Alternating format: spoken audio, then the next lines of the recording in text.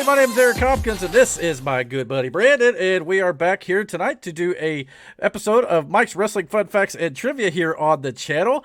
No clue what this trivia is about this week. We hardly ever know what the trivia is going to be about. I think it's got something to do with the King of the Ring, since WWE has now announced that they're going to be bringing that tournament back here, as well as the Queen's Crown tournament that they're going to be doing here in the next few weeks.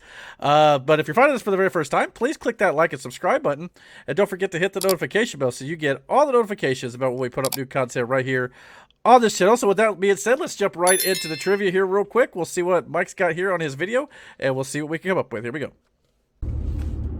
All right, so with WWE announcing the return of the King of the Ring tournament and the beginning of the first ever Queen of the Ring tournament, I thought it'd be a good idea to kind of take a look back at the history of King of the Ring in our trivia this week.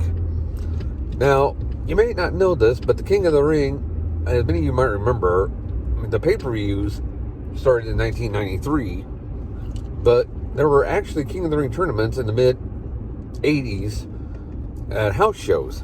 They were used to kind of draw interest in local house shows and, try to draw in the crowds.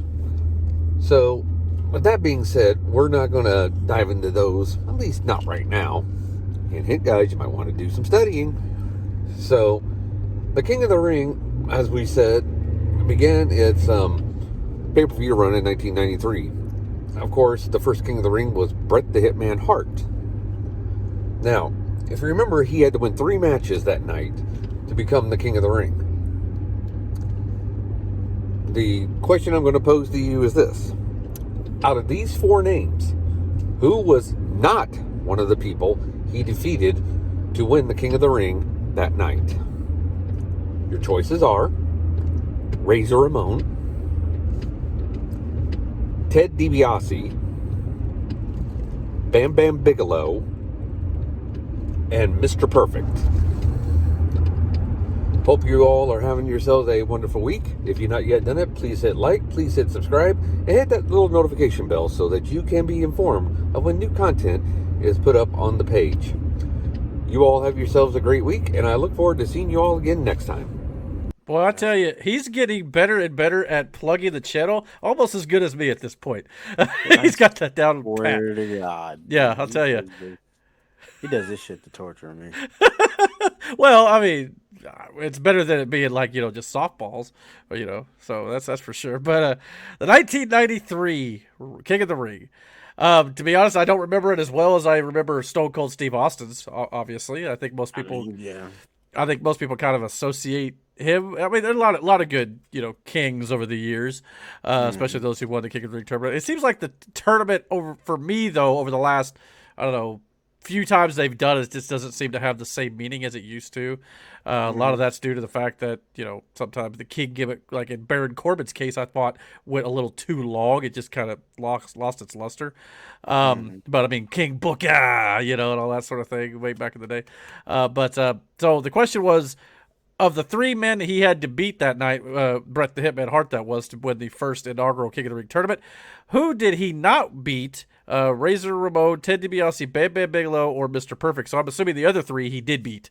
1993. I really want to say that Bret Hart did not beat Ted DiBiase, because I feel like at this point Ted DiBiase would have been either managerial or getting close to that point. I'm not so sure he would be wrestling still. If he was, he had to be on the last year or so of his active career in WWE, at least.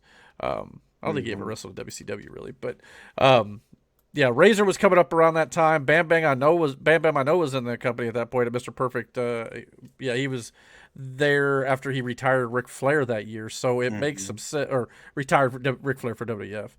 Loser leaves town. So, yeah, I'm going to go Ted DiBiase. What do you think? I like the choice of the subject. I don't want to go to the same with you, just because there should be some variety here. Right. That's the trick. we were playing for points or money, it would probably Yeah, be screw it. worse. I'm just gonna go with Ted because like like everything you said, your logic, everything seems right. That's just from what I remember of the year. I know Razor started to hit it really big around that time. That's the year I believe he lost to the 1-2-3 Kid, if I remember correctly. The first year of Monday Night Raw. So it was around in that time. So let's go over here and check out the answer here if I could find it. Oh, I'm on the wrong file there. All right, here we go. The answer reads, en route to winning the 1993 King of the Ring, Bret Hart did not defeat WWE Hall of Famer Ted DiBiase. So sweet, we got one right for a change. Didn't even have to study, Mike. So yeah, Bret would defeat Razor Ramon, Mr. Perfect, and Bam Bam Bigelow to win the event. DiBiase would team with the then tag champion partner IRS and the Head Shrinkers in an 8-man tag, losing to the Steiners and the Smoking Guns when he was pinned by future King of the Ring dud Billy Gunn. I don't even remember Billy Gunn winning the tournament. That's how much that actually stuck with people. Also at the event, the late WWE Hall of Famer Yokozuna would rescue the WWF title from the Orange Goblin Hulk Hogan. I do remember that because that was right before he went to WCW. Yep. That was that infamous angle there. Afterwards, he would squash the worthless piece of crap scumbag racist bastard, his words, not mine, and send him off to WCW the following year, where he would continue to be a piece of crap racist. Boy, the opinions and views of Mike do not reflect those of us here on the channel, or at least not that we're going to say publicly for sure. But quick note for Brandon as well. He said, if you want to be a part of a ceremony line, or like the one Index had on NXT 2.0, I just got 2 words for you and Miranda. Vow renewal. Think about it. So, brother. So hey, man, we can make this. The only way is it has to play out just like that. Hey, I'm down for this. Hey, I'll even record it for the channel if you want me to. You'd have you stand up in the back like fucking Austin Theory. Yeah, absolutely. I'll even provide the hatchet for those who object to your wedding. And I know there'd be a lot of people at work who probably object to your renewing of your vows for sure. Yeah. They'd be like, no, it's your chance to get out, Miranda. Save yourself. Yeah, save yourself. Run while you can, Miranda. Run while you can. He's giving you a chance, Miranda. I would definitely go to this event. I'm behind this idea wholeheartedly. I'll say that. But yeah, so he's hinting now that we're going to have to, maybe do some more King of the Ring.